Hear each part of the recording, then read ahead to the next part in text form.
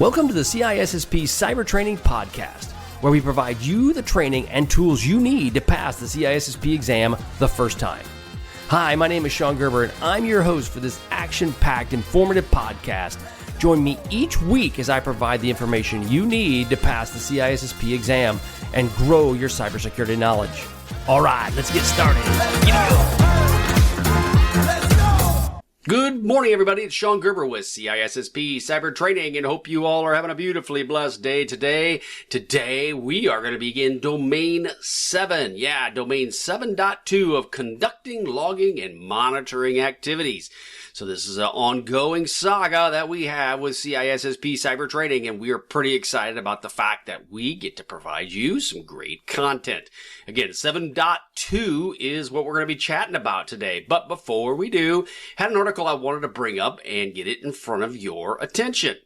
So this is an article out of Ars Technica, and they talk about Anthropic.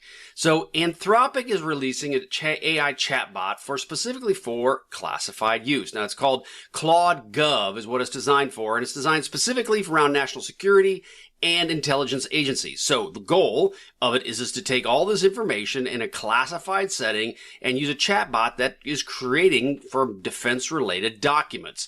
It's going to be handling all kinds of things that are critical to national security. Well, is there any downside to this? I don't know. This really does start to sound like Skynet. Yeah, Skynet's coming. We just don't realize it yet. Or it's probably already here and we just don't even know it. But this point of using ChatGPT Gov was introduced in 2025, and this is a wider push by a lot of AI firms to get their fingers into the government and military complex and the ability to use their chat capabilities to search gobs of data. Now, coming from a classified environment, living that for many, many, many years, yes, I can definitely see the value in this. There's some huge value in having AI inside the government apparatus to be able to look through classified and unclassified data. Obviously, as you're studying for the CISSP, you understand the permissions around this can be substantial, and you're going to want to make sure that those are pretty tight. But that being said, there's so much information in the classified networks that you never actually have a good understanding of what's out there. It doesn't matter if it's the Chinese get classified, Russian, French, Israeli, US. Everybody creates gobs and gobs of data that has not been searchable for the most part. I mean, you can kind of poke around, and I'm sure it's better than when I was in there. But the bottom line is that it's been really hard to do. So does this make sense? Yes, it does make total sense. However, there are some questions I have, and one of the things around is the reliability, and even the article brings this up, is the reliability of the intelligence that this thing is able to garner from that. Now, I go back, reverse the course back to Saddam Hussein and the Desert Storm, and some of you might be listening to this going, Desert what? Yeah, this was a while ago, right? So I'm showing my age, but Saddam Hussein, we basically invaded Iraq because of the fact that we felt that Saddam Hussein had chemical weapons, and that was the U.S. government thought that. Now, being said, whether it's a conspiracy theory, whether it was all our Bush trying to push it, who knows? Don't care at this point. Doesn't really matter. The point of it is they got it wrong, right? They got it wrong based on the intelligence they had. So now you add AI into this, and then you add Skynet. And then now all of a sudden AI is smart and AI starts thinking on its own, and it starts feeding you information to make you do things that it wants you to go do. Yeah. Mission Impossible, Fallout, whatever. The most recent Mission Impossible thing all over again. So again, that's obviously fast forwarding a bit, and that's kind of creepy, scary. But the point of it is that this is something that Anthropic is releasing their AI chatbot to work on specific classified work. It's moving in this direction. So I say all this, if you're listening to this, you probably are dealing with AI in your organization. Hey, come visit me with nextpeak.net, and we can help you with that as well. We've developed an actual AI cybersecurity framework, risk framework for you. So yeah, it doesn't really matter where you go and get this risk analysis done. You need to get it done somewhere. Because if you think that you don't have AI in your environment, maybe you don't, but you will soon. So it's imperative that you start thinking ahead of this now. I'm working with some really strong contracts right now, and these folks folks are now starting to go, oh yeah, AI is coming. You better look at it. I truly believe it. And this is just another example of that. Okay, so let's go ahead and get into what we're going to talk about today. Okay, so this is domain 7.2, conducting logging and monitoring activities. So this is a big part of the CISSP. Logging and monitoring is a huge factor, and it's something you really need to be understanding and you need to be prepared for as it relates to taking the test. So what is logging and monitoring? Well, we've talked about this in numerous cases around CISSP cyber training, but one of the importance of it is a foundational security control. Now, logging and monitoring, it does provide you extreme visibility into your system. Now, the part of it is that's going to be a factor, we'll talk about this, is the amount of logging that you do. Now, logging and monitoring as a whole, air quotes, whole, can be very limited. And one of the things that affects that is cost, which we'll get into in just a minute. So you really need to consider what is your logging strategy. But this will help detect malicious or anomalous behavior that's occurring within your organization. Now, there might be some compliance requirements around this, such as GDPR, HIPAA, PCI DSS, anything out there, GLBA. They may require some level of logging within your company. Now, they won't come out to the specifics, but they'll tell you you need to be logging critical type systems. So it's important that you consider what is your logging strategy. I just said that twice now in the same slide. You need to have a strategy. What is your overall plan? It deals with incident detection as well. Real-time monitoring and logging can identify security incidents way before they escalate into something else. So you need to have a good idea of those. And then they actually help a lot with forensics investigations. Now, they can help with forensics investigations if, and if only if, you have them put in strategic and tactical places within your company so that you can catch the right amount of data. Again, you're going to deal with forensics and dealing with PCAPs, and that's right, your packet captures. Those need to be stationed in certain spots within your network to ensure that you're getting the right amount of data coming into the overall system. Now, some key concepts. Centralized logging, it goes into a central repository, or we would typically call a SIEM. Now, you have Splunk, you've got Azure, you've got ArcSight, you've got various types of SIEMs that are out there that they basically aggregate the data. Now, some are better than others, depending upon the need for your organization. And we're not going to get into SIEMs today, but it really kind of depends. If you're dealing with a cloud environment, maybe you want something that's more Azure. If you want something that deals with all types of network logs, from basically security logs to overall network architecture logs, maybe Splunk is the thing. Do you have a limited budget? Maybe that may impact it as well. So something just to kind of walk through and just determine. Log retention policies. How long do you want to keep the stuff that you're storing? A lot of things can take that into account. One is the regulatory requirements around the amount of data that you store. Two, how fast do you need to recover? And if those logs are important for you to recover, if they're imperative for that. Is legal or business or any sort of operational needs around that require you to keep them for a period of time? So it's important for you to understand these policies, and it's important for you to have a good plan before you get moving forward too far down the path. Implementing them, having a limited log recovery or storage is fine, but you need to really consider what is your long-term strategy around it. Log integrity. You need to ensure the logs are tamper-proof. Somebody can't go in and start deleting them or modifying them to hide what they're doing. Do you have hashing or encryption or something like that set up specifically for your logs? It's imperative that you really do. You have a good idea. And this comes back to what I said just a minute ago, your strategic goal around logging and monitoring. And then alerting and notifications. What kind of alerts are set when thresholds are exceeded, right? If you have a certain level of logins from an external location, is that alert kicked off? Will it then send you a notification? How is that notification done? So as a friend of mine says with NextPeak, he goes, you know what? What is the thing where it goes from the life cycle, from the time you start it to the time it dies? What is the overall process and how will that work? So there's different types of logs. You have a security log. These security logs contains authentication events, access attempts, and security events. Successful and failed logins, changes to user roles and privileges, all of those are examples of what could be a security log. If somebody's going in and changing their rules, their role, or their privileges, you need to have a record of that. Is it somebody that's supposed to be doing that? Is it not?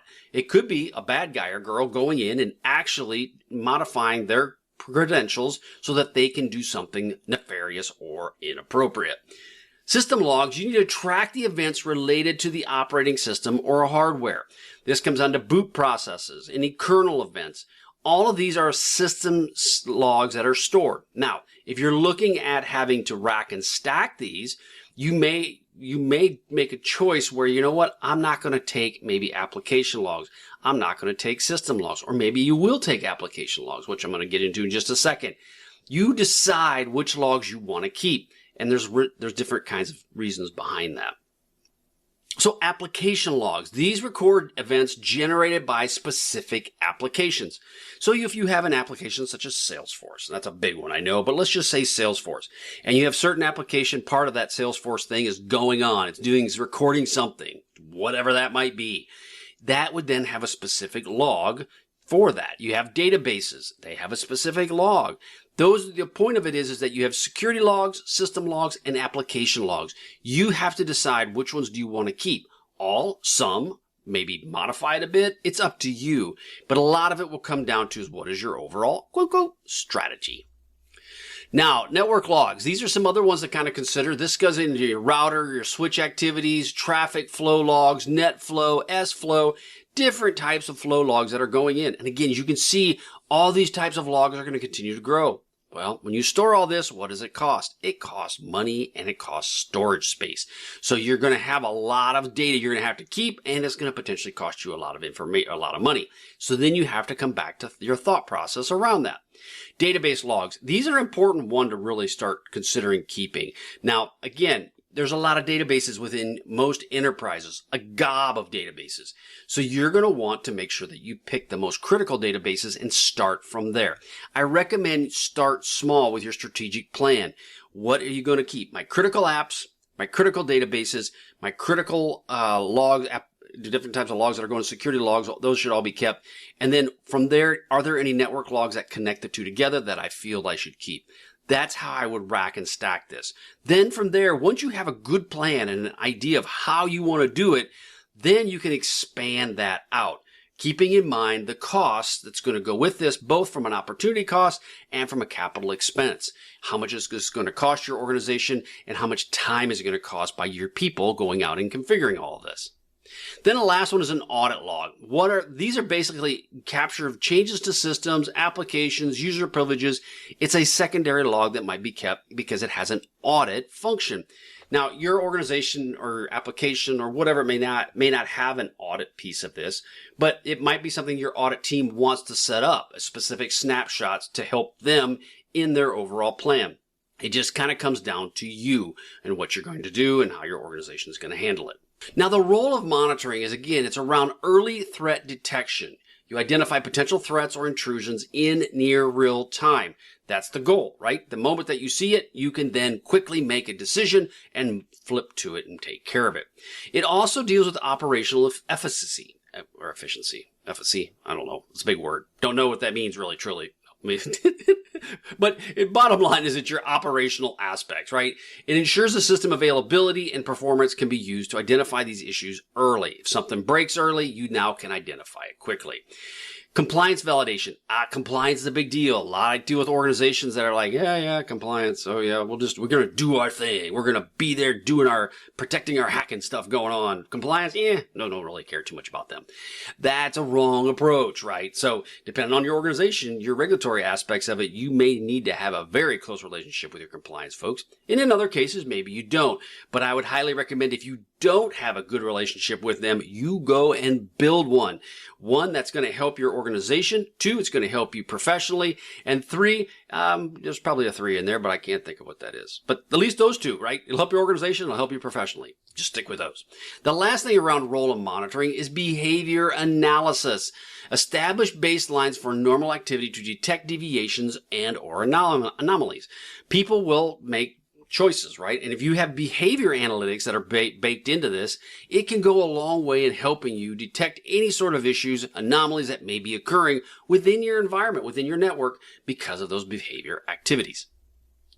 Now, some key components. We have active monitoring, passive monitoring, and correlation of events. Your active monitoring, this involves real-time tracking events and generating alerts of the specific anomalies that are going on. Passive monitoring, this is where you're looking at your logs and your data after the collection. It's often used for forensics activities. Now, forensic piece of this, again, the important part, like we mentioned earlier, is the amount of logs that you store. It's really hard to do forensics on logs that don't exist, right? So if you want to have some level of forensics capability, you need to strategically plan where you're going to pull these logs from. And then you have them in a protected, centralized location where only select people can or applications can gain access to them. So that's an important part. Correlation of events. This is identifying patterns in relationship across multiple data sources to provide actionable intelligence, right? You're looking at events, you're correlating between them. Kind of what we've talked about in numerous places within CISSP cyber training is if you have multiple data sources coming in, how can you use that information to give you a product that you can then go, oh, A plus B equals C, not A plus G plus D equals F. That doesn't work, right? You want the correlation of events and all these different signals coming in. The protection of log data, attacker will want to manipulate this data. So what do you need to do? You need to protect it, like we mentioned before. Having it in a central repository that your SIEM can gain access to. Now, what is a SIEM? You hear me say this. It's called a Security Information Event Manager, otherwise known as a SIEM. Now, you also have what we call forwarders, and they take the log data and they forward it on to the SIEM. You may have central locations where this is stored. Now, as an example, Splunk has what they call a heavy forwarder. It can move lots of data. I guess that's why they call it heavy. But bottom line is works really well to take aggregate data, log data, and ship it to a central location. This works really well. They also can work well to parse the data before it's shipped. So it doesn't just ship everything. You can have it select certain levels of log data that is sent, and then other data is shunted, or it's basically dumped. Now you have 30, 60, 90 days is what I got on the slide. And if you're looking at that, it's one thing to kind of consider is it's 30, 60, 90 days. What does that mean? It means the amount of log data you want to store for your organization. Now I will tell you that pretty much everybody's not the right word. Many people will store 7 days of data. That's great. It's after 7 days, it's always regenerating it, right? You goes in, first out kind of activity. Well, so what ends up happening is you only have 7 days. It's if you can detect something that's occurred within your organization, odds are high your log data is gone, right? It ain't there. So you really truly want to have a 30, 60, 90-day policy on how much you're going to store of your logs. Again, this comes back to strategic planning of critical apps. You know what? I maybe only need 7 days for everything else, but for this one server and this one database, I want 90 days. Because if anything bad happens to it, I want to know it. I want to have the ability to go back and look at it. The other part around is a legal hold. If your legal team comes in and says, I need you to hold on to this data until I tell you you can't. So that you could have to keep this log data for indefinite periods. And so it's imperative that you have a good plan around that. When the legal comes to you and says, keep all the log data, you say, okay, I'll keep it. No problem. By the way, here's the bill. The bill's going to cost you X. Legal may go, well, you don't need to keep all that. Just keep that. So it's important that you have that relationship with legal because they're just going to come in and say, hey, you're the IT guy. You just take all this stuff. You do what I ask you to do. I'm making $400 an hour. You're not. You just do what I ask. And yeah, an imperative though that you to go and say to them, you know what? That's fine. I'm happy to do it, but it's going to cost you X. They need to understand the bill and they also need to pay for it because they may make a decision that, you know what? It's not worth it. Or they may say, you know what? It's fine. We'll pay it. The thing is that you really need to make sure that the logs are destroyed if they're not being used. And I can't stress that enough. Log data in of itself, just having the data is a bad idea. So you need to make sure that you delete it when it's not specifically being used. Security Information Event Management SIEM. Okay, we talked about the SIEM. It's an automated configurable product. The rule sets established for alert and flag suspicious activity. They will range in price depending upon the air quotes bells and whistles you want to add to them. So the bigger the product, the more it's going to cost. Splunk is a great example. I remember when Splunk was brought in, Splunk was a great idea. The logs were not that expensive. And then over time, now the storage of the log data is getting to be more and more and more expensive because guess what? It's not really a Splunk problem. It's more of just a data storage problem. But you realize to get the true value out of Splunk, you have to have lots of data for it to use. Well, so what do? You store more. And as you store more, what happens to your costs? Costs go up. So it's really important that you have a good plan on that. Now, these rule sets and these SIMs are established to alert or flag on suspicious activity. The range in price, again, we'll talk about the bells and whistles, but realistically, that's the ultimate goal. Something triggers, they let you know something's going on. Now, they typically are deployed in either an agent or an agentless deployment. The agentless basically takes logs directly from the system and ingests them into the SIM. The agent utilizes software to collate, to basically parse it down to a much smaller amount. And if depending upon where you have your data, so if you say you have lots of remote locations, you may want an agent at each of those locations or maybe a forwarder that's passing on the information. Why? Bandwidth. Bandwidth's a big deal. If you're shipping data over the wire, it costs a lot of money. It takes up a lot of bandwidth. So therefore, do you need to send all these logs back, or can you send a smaller subset of logs back? Important thing to consider when you're dealing with your overall strategy. Now, typical deployment, agents we talked about are systems that are being monitored. You can deploy this with additional functionality. These SIMs are usually very configurable. They can do a lot of different things. And if you're looking at the slide, sometimes they can do too much. It's a typical thing where, you know what? Ooh, my watch now has bells and whistles. I'm going to enable them all, turn them all on, because I want to be excited and I want to see lots of stuff. That's usually a bad idea, because what happens when it lights up like a Christmas tree? You just kind of basically go into shock because all the flickering lights cause you to basically have a stroke or shock or whatever it is, and you just pass out. So you don't want to do that. You want to basically start small and work your way out. Correlation engines and machine learning are also being embedded within these SIMs now, which is awesome. Back to the original point we had in the notes is the fact that AI is a huge factor in all of these capabilities, and it needs to be leveraged. However, that being said, understand the foundational pieces before you flip on AI. I'll learn an example of this. I have QuickBooks, right? So I have business books for my wife's Kona business and for our Travelin' Tom's Coffee business. QuickBooks decided in their infinite wisdom, I'm going to kick on AI. Oh, I hate it. I despise it. Why? Because it's giving me all kinds of stuff that I don't even know what it means. And so what is it causing me to do? I just don't want to touch it anymore, which is bad for business, right? You don't want to do that. But the point of it is that AI is great, but you got to have your foundational pieces before you flip the switch on. I would have preferred with QuickBooks that I turn it on, not them. So again, there's an important part. You need to integrate in other device management systems, such as Microsoft's SCCM, which is System Center Configuration Manager.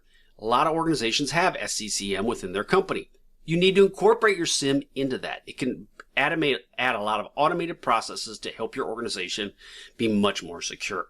Continuous monitoring. What is this? This provides an audit trail and basically investigation fodder. What is investigation fodder? Lots of stuff that can help you with an investigation. Without the logs, again, you have virtually nothing other than the specific incident. That's if you even catch it. The logs help you maybe find what actually occurred. So network time protocol is an important part of all your logs. This is where it's actually doing a timestamp on the logs itself. Synchronizes the ability for timestamps and allows for breadcrumbs for you to be able to go back and trace back what actually occurred. When you're dealing with some sort of audit trail for continuous monitoring, it promotes accountability. It's an imperative piece of all of this. Now, continuous monitoring provides data for adequate investigations. It also, log amounts that they provide will be huge, right?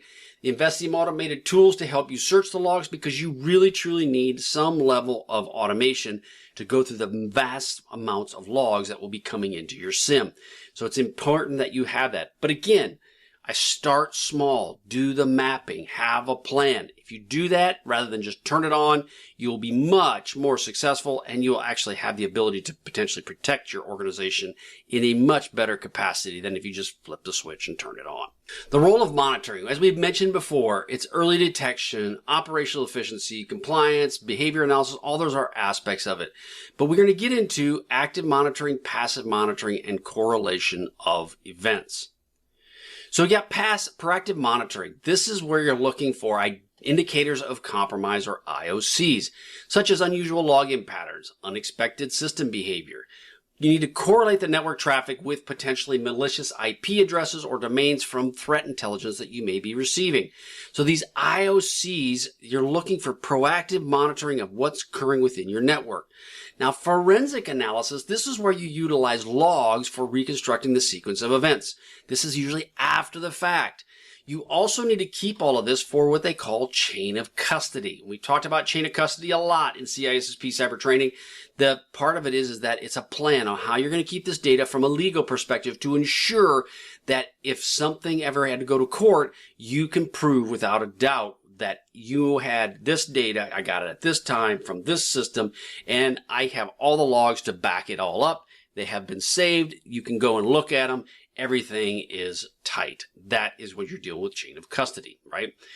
Now, when you're integrating with incident response, this will also help trigger response playbooks or what they call a procedure, either one of those, and they're based on the alerts that they have. And then they will go, oh, something bad happened. Pull out the XYZ playbook. Let's run through it. And then they will run through the playbook.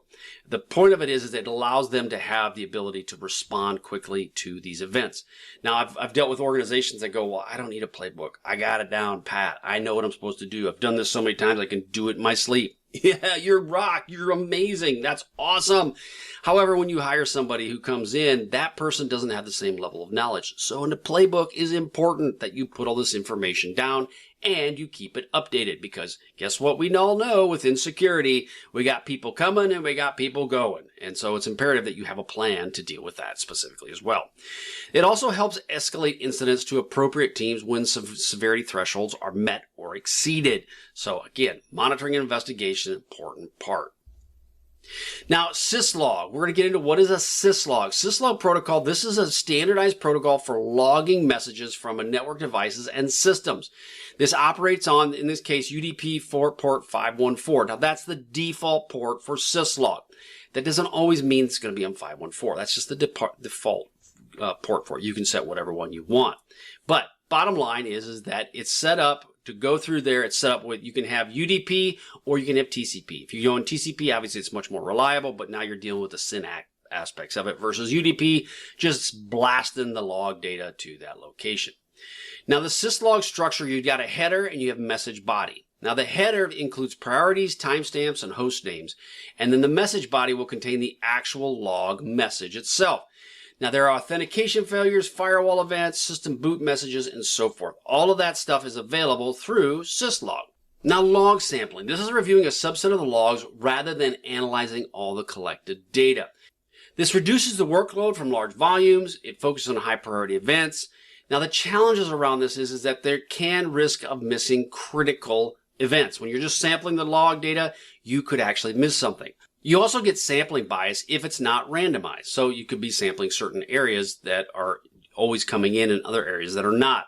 That's the sampling piece of this. Now, the best practice is using a stratified sampling for specific types of events or timeframes. And you supplement the sampling with targeted searches for IOCs or incident indicators of compromise. So that is when you're dealing with specifically around log sampling. Clipping levels. Now, this is thresholds are set to filter out our minor or irrelevant events. So you have lots of little things that are going on in your network. And you'll see this in logs a lot. All kinds of stuff that's happening. The clipping levels are basically say that I'm going to ignore login failures below 3 attempts, right? Because people screw up. I do too. So this helps avoid excessive alerts because people make typos. That would be a clipping error. You log only errors of certain severity levels, right? So if you have a certain issue that happens and it's all low severity, don't even mess with it, right? Now, the benefits is obviously it reduces noise, improves analyst focus, right? So that's positive. And it optimizes your storage for unnecessary logs, adding cost and time, right? Now, the downside of this is you potentially overlook low-frequency events that could indicate a slow attack or more of a methodical attack. And then misconfigured clipping levels obviously can relate to or result in incomplete monitoring. You set your clipping level to 10 instead of 2. Well, now you're missing all kinds of stuff because you made that fat finger mistake. So, or 2 and 20, that kind of thing. So it's important that you kind of have a really good plan with what your organization needs. Now, when you're implementing this, you align your clipping levels with your risk tolerance. It's important that you have a good plan around that. And then you review this on a routine basis to adjust your thresholds based on the threat that may be evolving to you. What does that mean? That means basically in your business, if all of a sudden, you've known, I know APTs want me, nobody wants to deal with me, and then you just get a government contract, and now all of a sudden you are high risk from an APT attack. That would change your potential risk profile and your thresholds because the threat may have already changed. So that's what that whole point is trying to get to.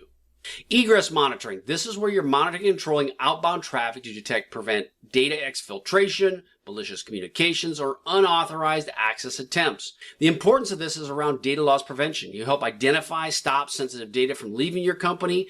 It can also help you detect malware or any command and control communications that are going out. And many regulations will mandate some level of safeguards against unauthorized data transfer, so you need to be monitoring any outbound communications. One of the main things you really need to do is look for outbound or egress monitoring. Now, you're going to be looking at tools such as firewalls, your IDS, IPSs. You'll look at other types of proxy information that might be going outbound. You're going to want to look at all of that. You also want to understand your content filtering and inspecting it for sensitive information such as credit cards. A lot of these systems will have the ability to look for social security numbers, credit card numbers, and the like. So you want to make sure that you're filtering this kind of data going out. Behavior monitoring, looking for unusual outbound traffic. It's going to Australia at 2 in the morning. That would be not normal, especially if you're operating out of the Midwest. Understanding that sort of behavioral aspects. Now, the challenges that come with it is you have outbound traffic is usually, in many cases, HTTPS, and the inspection of it can be very difficult. I was working with a large company and helping them add and deploy their encryption/decryption software to look at this specifically. So you may want to consider that if you're going to be the security person for your organization, depending upon the outbound traffic, that might be something you want to go do. Now, there's lots of false positives. This could be legitimate activities that may trigger alerts requiring fine-tuned rules and thresholds. So it's important that you have a good plan. What is that about? And then also understand your false positives to ensure that what's going out there is truly something that's bad, or getting alerted that's bad, and what is not a big deal. So again, we kind of talked about egress and monitoring traffic as it's leaving. Assume internal networks have been compromised. So what do they have to do if they've been compromised? The data has to go out somewhere. It's really hard to monitor the stuff coming in, but you always want to look for any of the data leaving your company. The attacker wants the data to leave. They want to get the data out. And in many ways, they will ship it out in plain sight, right out the front door, just so that you're not, and it's in with all the other data, so you will miss it. Now, there's tools to help you to obviously stop data loss, web proxies, stenography, and then file-based DLP. So your web proxy, obviously looking for any rules, anything going to destinations that it shouldn't go to, stop it right there. Most environments just really don't even address this. They just let all the data that goes out. I say most, not all, but many, many do.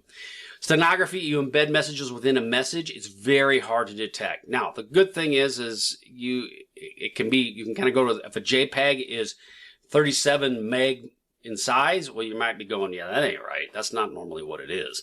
That would be an alert or a trigger on it.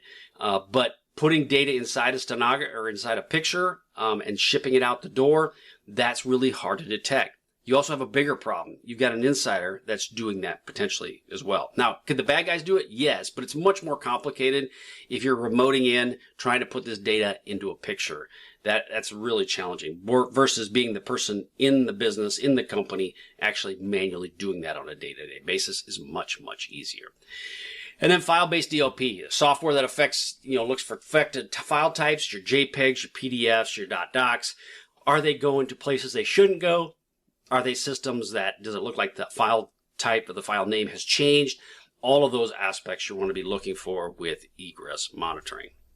SOAR tools. Now, these are platforms that automate and orchestrate their security operations processes. Threat detection, analysis, response. SOAR tools are very cool, especially for some level of automation that goes into it. Now, you can combine multiple security tools, a SIEM and threat intelligence platforms, all of this to be in a unified or processed workflow. The automation from having manual tasks, reducing manual tasks to more of an automated task, from incident triage to threat containment to reporting, all of that can be automated and set up. Threat comes in, threat is remediated, report is generated, everybody's happy, and very few people touch it. It all just kind of automatically does it. That's amazing. Now, playbook execution. This is implementing predefined workflows based on the playbook that you said, and then this will handle specific types of incidents.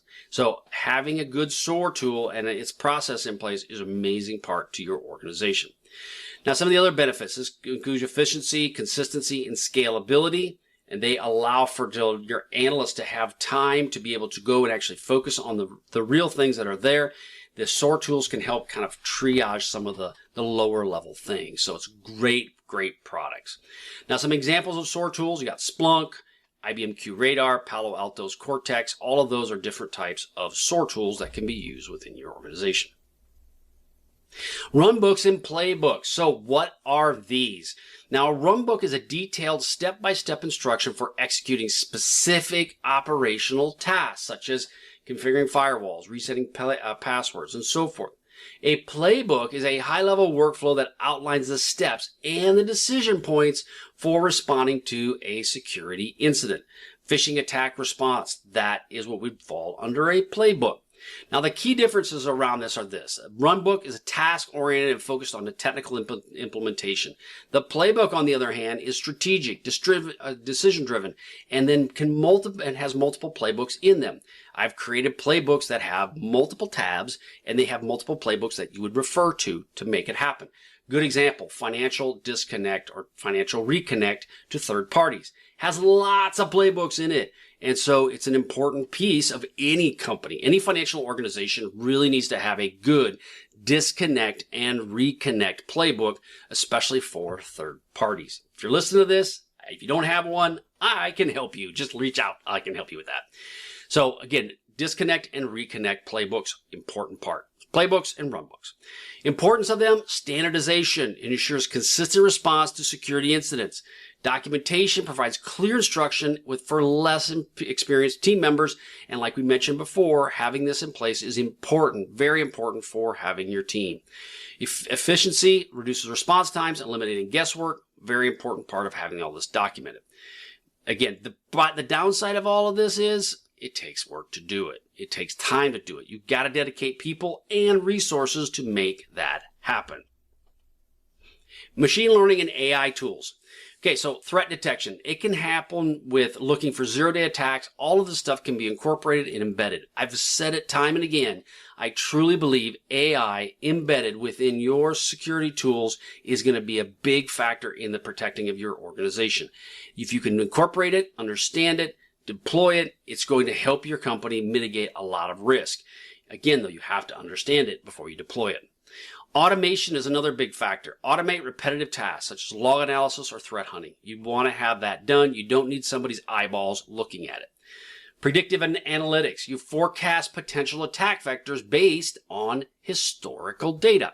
What does that look like? How are they attacking you? How could they potentially attack you in the future?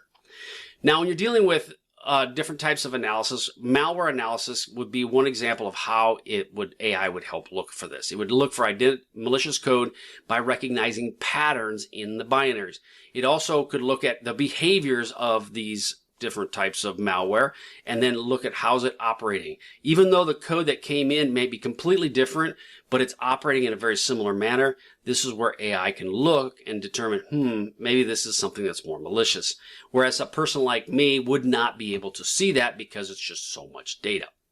Now, the challenges around this, again, is poor quality training can lead to inaccurate models. If you don't have, junk in, junk out. You also have adversarial AI, where the attackers may develop techniques to evade AI detection. And I guarantee you they're doing that now. They're coming up with solutions because they know organizations are deploying AI within their companies. So they're trying to figure out how to avoid AI seeing them. And then resource intensity. This is where ML AI tools require significant computational and storage resources, specifically for your organization. Threat intelligence. What is this? This is where information about existing and emerging threats, including their tactics, techniques, and their procedures, or TTPs. So there's types of threat intelligence. You have strategic, operational, and tactical. High level is strategic. This is where you have insights, decision makers, geopolitical risks are all part of the strategic intelligence piece of this. Operational is where you have information on active campaigns or attack groups potentially coming after you. And then tactical is details such as incidents of compromise, IP addresses, and malware hashes. That would be your tactical piece. So that's where threat intelligence is important. Strategic, operational, and tactical. Now the benefits of this, you have proactive defense, enhanced detection, and incident response. Your proactive defense is where you're preparing for the threats and understanding the attacker's TTPs. Enhanced detection is where you're correlating this intelligence and internal logs. So you're basically putting the nexus together. You're combining them, figuring out where is this all coming from. And then your incident response uses these IOCs to identify affected systems, specifically during an investigation. Now, there's different sources. You have open threat intelligence from like Alien Vault. You have commercial feeds from FireEye, Recorded Future. And then you have industry sharing groups such as the ISACs. So you have FS ISAC, you have manufacturing ISAC, you have all these different ISACs that are industry sharing groups.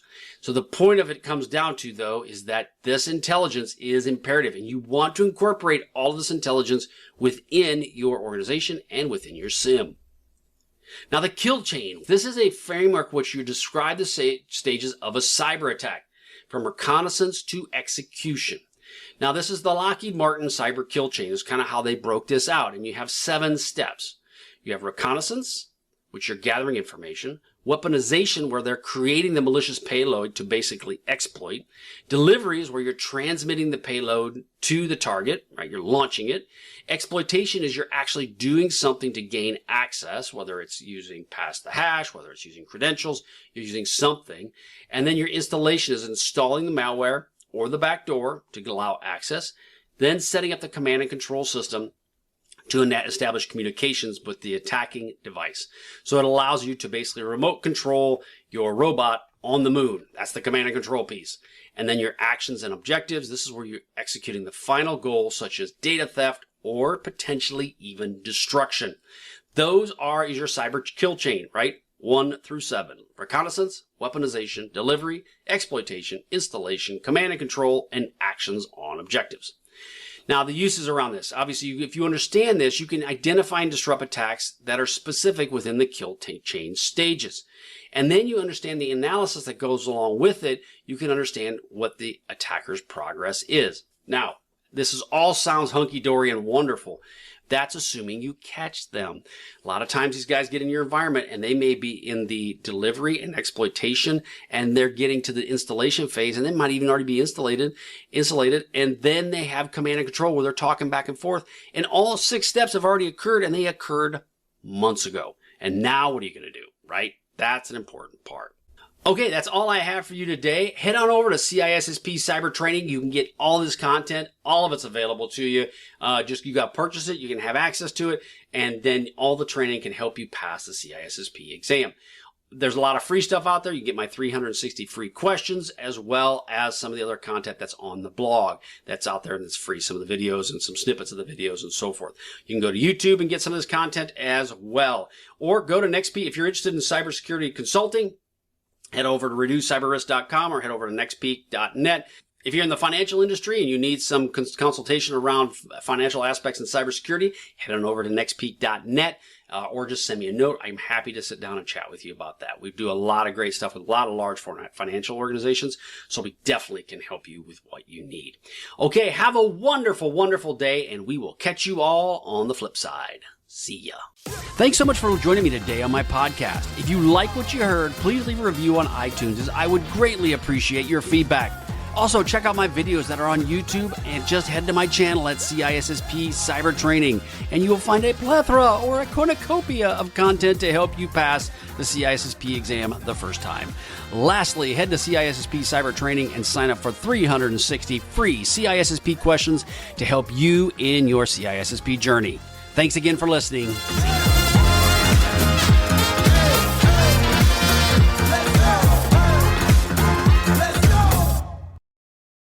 Hey, thanks again for listening today. It's been my pleasure to prep you for the CISSP exam. Are you interested, though, in some free CISSP exam questions? Head on over to freeCISSPquestions.com and sign up to join my email list, and you'll receive access for 60 free CISSP questions each and every month for the next 6 months. That's a total of 360 questions just for signing up with CISSP Cyber Training. You'll also gain access to other free CISSP resources, so just head on over to freeCISSPquestions.com and sign up, or head on over to CISSPcybertraining.com and sign up today. Have a wonderful day, and we will catch you on the flip side. See ya.